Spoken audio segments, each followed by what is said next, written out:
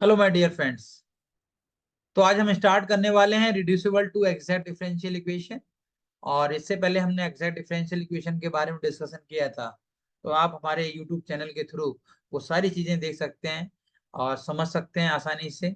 सबसे पहले आप हमारे यूट्यूब चैनल पर बने रहने के लिए सबसे पहले इम्पोर्टेंट है कि आप सब्सक्राइब बने और सारी चीजें वन बाय वन समझें। और इस पूरे रिड्यूसिबल टू एग्जैक्ट डिफरेंशियल में जो मेन फोकस है हमें करना क्या है कि हमारे पास एक डिफरेंशियल इक्वेशन होगी जो कि एग्जैक्ट नहीं होगी। ठीक है। तो एग्जैक्ट क्यों नहीं होगी, हम कंडीशन चेक करेंगे। Del M upon del Y is not equal to del N upon del X. तो जो हमारी एग्जैक्ट की कंडीशंस हैं del M upon del Y is equal to del N upon del X, वो यहाँ पर equal नहीं होने वाली है। क्लियर। तो हम एक ऐसे फंक्शन का मल्टीप्लाई करेंगे जिससे वो पूरी डिफरेंशियल इक्वेशन है हमारी एग्जैक्ट डिफरेंशियल बन जाए। क्लियर। उस फंक्शन को हमने एक नाम दिया है यहाँ पर इंटीग्रेटिंग फंक्शन। ठीक है। A linear differential equation m dx plus n dy is equal to 0, which is not exact but can be made multiply by an appropriate function, that is function of xy, is called linear differential equation to reducible to exact form. And the function is called integrating function, that is in short IF of the given differential equation. Clear?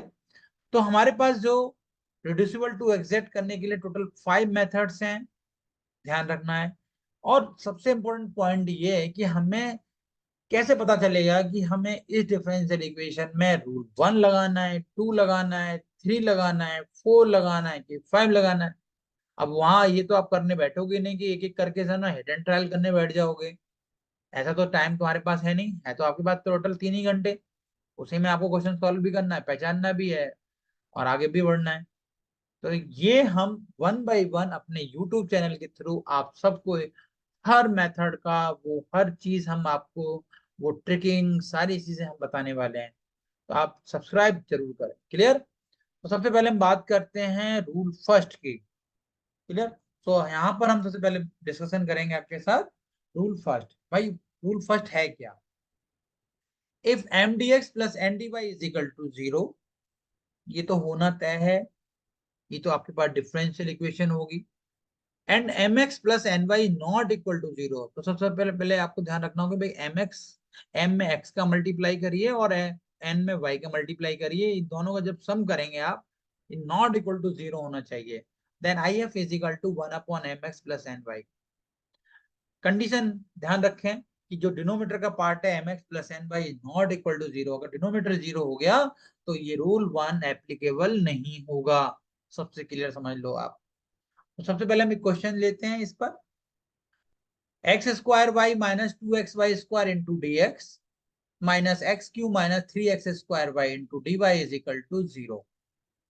अब भाई आपके पास differential equation है, तो आप सबसे पहले आपने ट्राई किया मान लो वेरिएबल सेपरेशन, फिर होमोजीनियस, लीनियर। आप तो भाई क्योंकि एग्जाम में तो सिर्फ सॉल्व लिखा है और आपको आपको ही पहचानना है कि भाई ये कौन सी डिफरेंशियल इक्वेशन है, किससे हम इसको सॉल्व कर सकते हैं। अब जैसे मैंने ट्राई किया भाई ये तो यार 3 2 + 1 2 + 1 3 2 + 1। अब ये सबको पता हो गया कि भाई ये होमोजीनियस डिफरेंशियल इक्वेशन है। y is equal to B x मैं पुट कर दूंगा और ये differential d y upon d x is equal to v plus x का differential 1 plus x into d v y upon d x. ये value पूरी उठा करके मैं यहाँ पर d y upon d x is equal to ये सारे यहाँ पुट कर दूंगा। होमोजेनियस क्वेश्चन कर सकता हूँ, लेकिन होमोजेनियस लेंथी है काफी।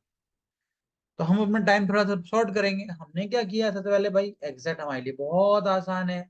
हम क्या करेंगे सबसे पहले एग्जैक्ट चेक करेंगे, फिर ये देखेंगे कि क्या ये एग्जैक्ट है या नहीं। अगर मान लो है तो solution and integration of M D X plus integration of N D Y is equal to 0, sorry constant, answer एक लाइन में आ जाएगा। लेकिन मान लो एग्जैक्ट नहीं हुआ, क्यों नहीं होगा कि हम कंडीशन चेक करेंगे कौन सी एग्जैक्ट की, del M upon del Y is equal to del N upon del X. अगर ऐसा होगा तो ही तो एग्जैक्ट होगी, अदरवाइज होगा ही नहीं एग्जैक्ट वो। तो हमें एग्जैक्ट के लिए पहले कंडीशन चेक करनी पड़ेगी। क्लियर। तो अब बात करते हैं आगे कि हमारे पास जो इक्वेशन थी ये साफ साफ दिखाई दे रहा। अच्छा एक और ट्रिक, अब ट्रिक की बात, जैसे मैंने अभी आपसे प्रॉमिस किया था मैं हर मेथड की ट्रिक दूंगा। अब आते हैं बात करते हैं ट्रिक। देखो भाई रूल 1 हम कोशिश करेंगे जितनी भी होमोजेनियस इक्वेशन है वो अगर एक्सेप्ट नहीं है तो आपको ध्यान रखना है कि उसमें रूल वन बिना आंख पूछे देखे आप आए वन लगा दो। I F is equal to one upon M x plus N Y. क्यों? क्योंकि मैंने यहाँ देखा, क्या देखा भाई, ये एम एक्स, एम जो है, और ये एन है ना, ये जो आपकी डिफरेंशियल इक्वेशन गिवन है ये आपकी कैसी है, होमोजेनियस है। तो ये इसका नाम हमने एन, जो डी वाई के मल्टीपल में होता है, और डीएक्स के मल्टीपल में जो होगा वो एम होगा। तो मैं यहाँ पर लिख लेता हूँ। तो हियर एम की वैल्यू लिख लू मैं x square Y minus two x y square, और एन की वैल्यू भी लिख लेता हूँ भाई minus x cube minus three x square y. अगर माइनस का मल्टीप्लाई करने का मन करे तो अपनी कॉपी में कर लो भाई, three x square Y minus x cube. और मैं अब कंडीशन चेक करने वाला हूं, एम को with respect to y differential कर दो भाई। पार्शियल करना है, ध्यान रखना है, कैसे नहीं कि जो आपने ना सिंपल डिफरेंशियल कर डाला। पार्शियल में क्या होता है भाई, जिसके रेस्पेक्ट में करते हैं उसको छोड़ के बाकी सब कांस्टेंट रहता है। तो मैं y के रेस्पेक्ट में कर रहा हूँ तो कांस्टेंट एक्स स्क्वायर है, तो y का डिफरेंशियल वन होगा, तो ये हो गया एक्स स्क्वायर। अब यहाँ पर माइनस फोर एक्स वाई। अब यहाँ पर del N upon del x भी निकाल लो भाई, क्या है del N upon del x, कितना हो जाएगा सिक्स एक्स वाई, क्योंकि एक्स के रेस्पेक्ट में कर रहे हैं, माइनस थ्री एक्स। क्या ये दोनों बराबर हैं क्या? नहीं सर, बराबर तो नहीं दिखाई दे रहे।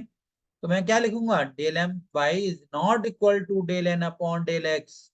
It is not exact, not exact भाई, एग्जैक्ट नहीं है।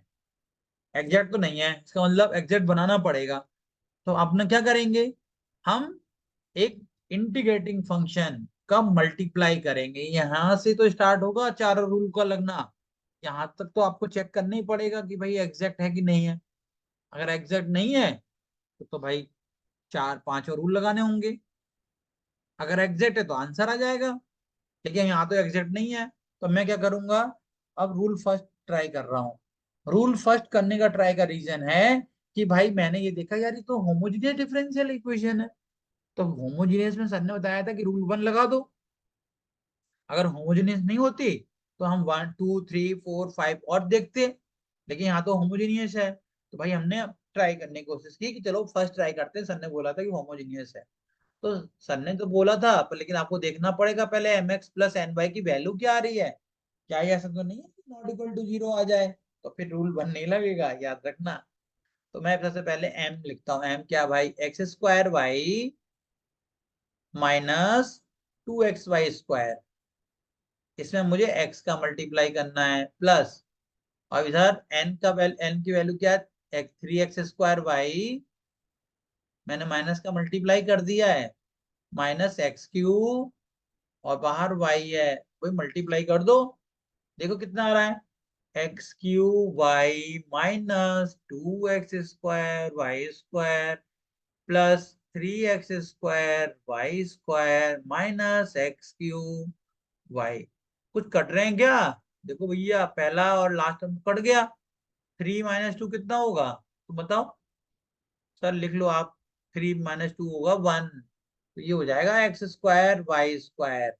तो जो आई एफ की जो वैल्यू आ गई, वन अपॉन आई एफ क्या होता है, one upon M x plus N y is equal to one upon x square y square. तो फाइनली मेरा जो आई एफ आ गया इंटीग्रेटिंग फंक्शन, वो हो गया x square y square.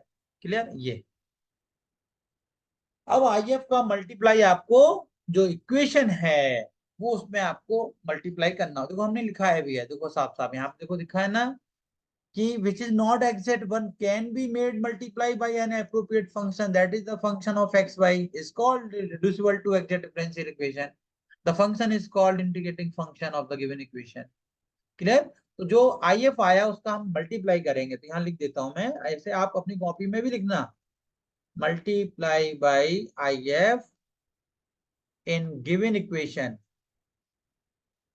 No, given नहीं, हाँ बिल्कुल यार, आई एम सॉरी, कोई दिक्कत नहीं, इन गिवन इक्वेशन, है ना।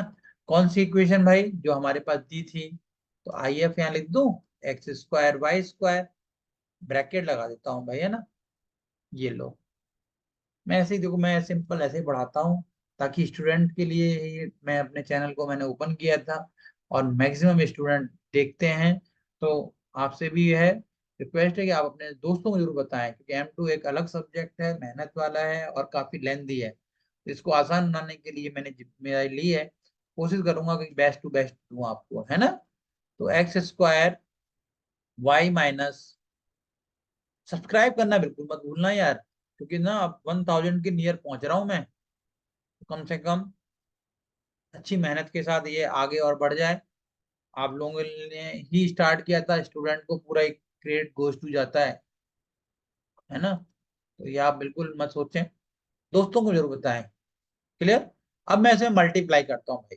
मल्टीप्लाई देखो, एक्स स्क्वायर कट जाएगा, वाई से वाई कैंसिल हो जाएगा, क्या बचेगा बताओ, है ना। आपके हिसाब से 1/y -2, और एक्स से एक्स कट गया, वाई स्क्वायर से वाई -2/x dx माइनस, इधर आ जाओ, एक्स एक्स स्क्वायर क्यूब है ना, एक एक्स बचेगा ऊपर, x/y² माइनस, यहाँ क्या बचेगा, वाई स्क्वायर से वाई स्क्वायर कैंसिल, तो यहाँ पे चेक करो 3x² y, और यहाँ से एक y बचेगा यार, एक y तो बचेगा, ये आ गया। अब ये नई डिफरेंशियल इक्वेशन हो गई भाई मल्टीप्लाई करने के बाद। तो ये जो अब मेरा नया यू m आ गया, चाहे ये भी करते हैं, m डैश भी लिख सकते हो आप, 1/y -2/x, n की वैल्यू माइनस का x/y² और -3/y, ये आ गया। तो अगर सिंप्लीफाई करूं, 3/y -x/y²। लेकिन अब आपको डिफरेंशियल भी चेक करना है, क्योंकि देखो कभी याद रखो, जब भी हम IF का मल्टीप्लाई करते हैं तो आप ये दिमाग मत रखो कभी कि भाई ये वो ना एग्जैक्ट होगा, लेकिन आपको चेक करना है। अपना काम क्या है, चेक करना कि भाई मल्टीप्लाई करने के बाद एग्जैक्ट तो होता है, लेकिन भाई एक बार चेक कर लो। कुछ क्वेश्चन ऐसे भी हैं कि मल्टीप्लाई करने के बाद भी एग्जैक्ट नहीं हो सकते हैं, है ना। तो हमें ध्यान रखना होगा कि मल्टीप्लाई करें या फिर चेक करें। तो डेल m को विद रेस्पेक्ट टू y करो भाई, 1/y का डिफरेंशियल कितना होगा, -1/y²। अच्छा, डिफरेंशियल किसके रेस्पेक्ट में कर रहे हैं, y, और डिफरेंशियल कौन सा है, ये पार्शियल। तो जिसके रेस्पेक्ट में करके उसके अलावा जितने भी फंक्शन है वो सब एज ए कांस्टेंट की तरह ट्रीट होने वाले हैं। तो 1/y का डिफरेंशियल y के रेस्पेक्ट में करेंगे तो -1/y² आएगा। कैसे आएगा, y⁻1 आ गया, -1 इंटू y⁻−1, -1 मतलब माइनस y⁻², तो -1/y²। इस तरह से करते हैं सॉल्व डिफरेंशियल, क्योंकि डिफरेंशियल आपने बहुत किया है इसलिए मैंने यहाँ पर डायरेक्ट लिखा है। अब बात करते हैं एक्स के रेस्पेक्ट, देखो 3/y का डिफरेंशियल कितना होगा भाई, 0 होगा। क्यों होगा भाई, एक्स के रेस्पेक्ट में कर रहे हैं तो वाई वाला टर्म तो कांस्टेंट होगा, कांस्टेंट का डिफरेंशियल 0 होगा। क्लियर। अब एक्स के रेस्पेक्ट में कर रहे हैं तो y² वाला पार्ट तो कॉमन होगा, मतलब कांस्टेंट होगा, तो एक्स का डिफरेंशियल कितना होगा, 1 होगा, तो 1/। आप यहाँ से आसानी से बहुत साफ सुथरे उसमें देख सकते हो कि भाई कि del m/del y is equal to del n/del x। ये दोनों ये सब बराबर आ रहे हैं, डेल n, ये वैल्यू जो निकल के आई हो है वो 1/y²। तो इट इज एग्जैक्ट। देखा, क्लियर हो गया ना। अब एग्जैक्ट है तो सॉल्यूशन तो किसको पता होगा, आपको पता होगा। तो सॉल्यूशन आपको अब निकालेंगे हम आपके साथ। क्लियर। तो सबसे पहले हम बात करते हैं सॉल्यूशन की। तो solution is integration of m dx plus n dy is equal to constant. बोलो भाई, m तो लेना पड़ेगा कौन सा, ये रहा 1/y -2/x। देखो, और इधर से क्या आएगा, बोलो कौन बताएगा कि सर यहाँ पे तो खाली हम ना वो टर्म लेते हैं जिसमें x ना हो। तो देखो, माइनस -3/y, तो मैं डायरेक्ट लिख दूं क्या, 3/y/dy डायरेक्ट लिख दिया मैंने। सिर्फ वो टर्म लेंगे, दोबारा बोल रहा हूँ, वो टर्म लेंगे जिसमें x नहीं है। रिपीट, ये बहुत इंपॉर्टेंट चीज बोलने जा रहा हूँ, वो टर्म लेंगे जिसमें x नहीं है, n में। ध्यान रखना, सिर्फ n में। तो यहाँ तो x है तो नहीं लेंगे हम, यहाँ नहीं है तो प्योर कांस्टेंट या y वाले टर्म लेने हैं आपको। ऑन इंटीग्रेट करो भैया, इंटीग्रेट करो 1/y का with respect to x, x/y आएगा सर, माइनस 2 log x आएगा, प्लस 3 log y आएगा, is equal to log c ले लो, ज्यादा हो तो, है ना, ज्यादा सब सारे log हैं तो x/y minus plus log x² ऊपर चला जाएगा, या -2 कर दो आप चाहो तो, ये लो log x⁻², अब ठीक है, प्लस ऐसा कर लो, प्लस 3 log y को क्या लिखोगे, y³ लिखोगे सर, log c लिखोगे इसको, और ठीक कर लो भाई, x/y plus log m plus log n y³ upon x²।